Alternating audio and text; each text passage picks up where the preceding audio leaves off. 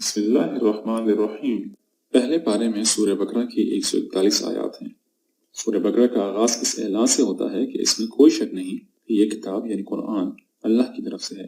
اس کتاب سے ہدایت انہی لوگوں کو ملتی ہے جن کا ذہن تعصب سے پاک ہو اور جو تقوی اختیار کرتے ہوں، یعنی جو اللہ کا خوف رکھتے ہوں، جو غیب پر ایمان رکھتے ہوں، نماز پڑھنے والے ہوں، اللہ کی راہ میں اسی کے دیے ہوئے مال میں سے خرچ کرتے ہوں، اللہ کی طرف سے تمام انبیاء علیہ السلام پر نازل کی جانے والی کتابوں پر ایمان رکھتے ہوں، اور آخرت کی زندگی یعنی موت کے بعد دوبارہ اٹھائے جانے اور جزا و سزا پر یقین رکھتے ہوں۔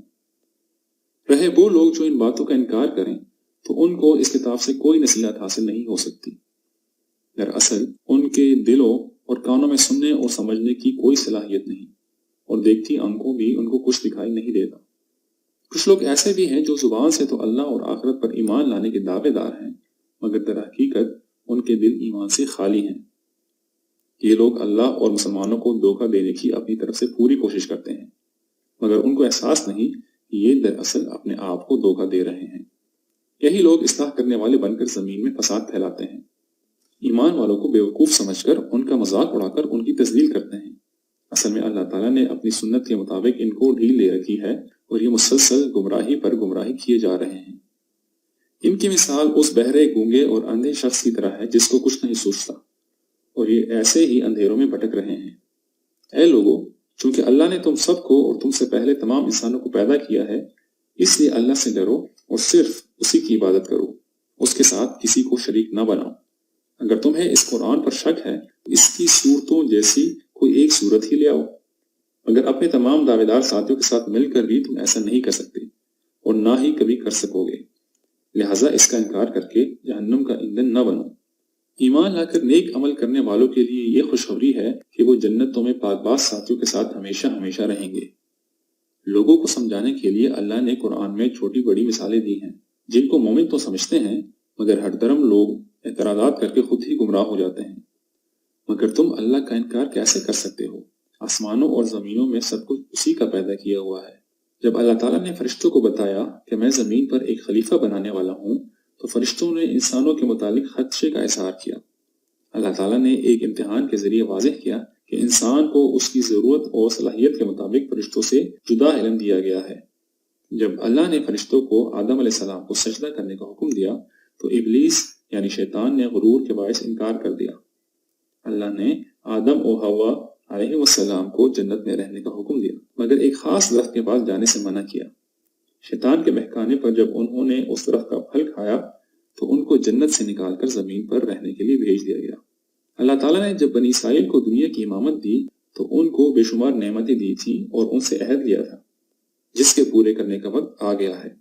اس لیے اب سب لوگ قرآن پر ایمان لاؤ، قرآن کی آیات کو دنیا کی خاطر نہ بیچو، حق اور باطل کو نہ ملاؤ، نماز قائم کرو اور زکوٰۃ دو، لوگوں کو نیکی کا حکم دو اور خود بھی اس پر عمل کرو، نماز اور صبر کے ذریعے سے اللہ کی مدد طلب کرو۔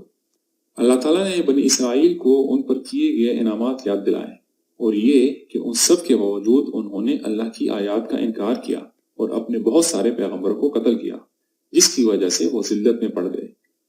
ان کے دل پتھروں سے بھی سخت ہو چکے ہیں اور ان پر حق بات کا کوئی اثر نہیں ہوتا۔ یہ لوگ اللہ کی کتاب میں رد و بدل کر کے اپنی مرضی کے احکامات نکالتے ہیں، مگر اللہ ان سے باخبر ہے۔ یہ اپنے آپ کو جنت کے حقدار سمجھتے ہیں، مگر جنت کے حقدار تو نیک صالح لوگ ہیں اور بدکار جہنم میں جائیں گے۔ جب لوگوں کے دل حق کی قبولیت کے لیے بند ہو جائیں تو ان کو اس بات کا احساس نہیں ہوتا، مگر یہ ان پر اللہ کی طرف سے لعنت ہوتی ہے۔ اللہ تعالیٰ نے آپ صلی اللہ علیہ وسلم کو اپنے فضل سے نبوت عطا فرمائی، مگر یہ لوگ آپ صلی اللہ علیہ وسلم کی نبوت کا انکار کرتے ہیں۔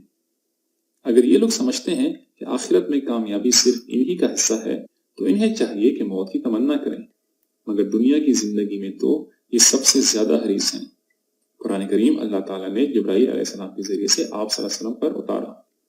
ان لوگوں نے اللہ کی کتاب کو پس پش ڈال دیا اور اس پر عمل کرنے کی بجائے جادو اور سحر میں مبتلا ہو گئے، جس کے ذریعے سے میاں بیوی میں جدائی ڈالنے لگے۔ ایسے لوگوں کے لیے آخرت میں کچھ بھی اچھا حصہ نہیں۔ یہ اہل کتاب اور مشرکین تمہاری بلائی نہیں چاہتے، یہ لوگ تم کو اسلام سے پھیرنا چاہتے ہیں۔ یہ لوگ کہتے ہیں کہ جنت کے مستحق صرف یہودی اور عیسائی ہیں، مگر یہ ان کی نیوی خواہش ہی ہے، در حقیقت جنت کے مستحق نیکوکار ہیں۔ یہود اور نصارہ ایک دوسرے کو گمراہ کہتے ہیں اور اللہ ہی ان کو بتائے گا کہ کون صحیح راستے پر تھا۔ اللہ کی مسجدوں میں لوگوں کو عبادت سے روکنے والے دنیا و آخرت میں رسوا ہوں گے۔ اللہ کا کوئی بیٹا نہیں، وہ جو چاہتا ہے ویسا ہی ہو جاتا ہے۔ یہودی اور عیسائی تم سے کبھی راضی نہیں ہوں گے، حتیٰ کہ اگر تم ان کی تابعداری میں بھی لگ جاؤ۔ ابراہیم علیہ السلام نے اللہ کے حکم سے بیت اللہ کی تعمیر کی اور دعا کی کہ شہر مکہ پر امن ہو اور اس کے باشندوں کو وافر رزق عطا ہو، اور اس میں ایک رسول بھی یعنی آپ صلی اللہ علیہ وسلم آئیں، اور ابراہیم علیہ السلام کی دعا پوری ہوئی۔ مسلمان تمام انبیاء پر ایمان رکھتے ہیں۔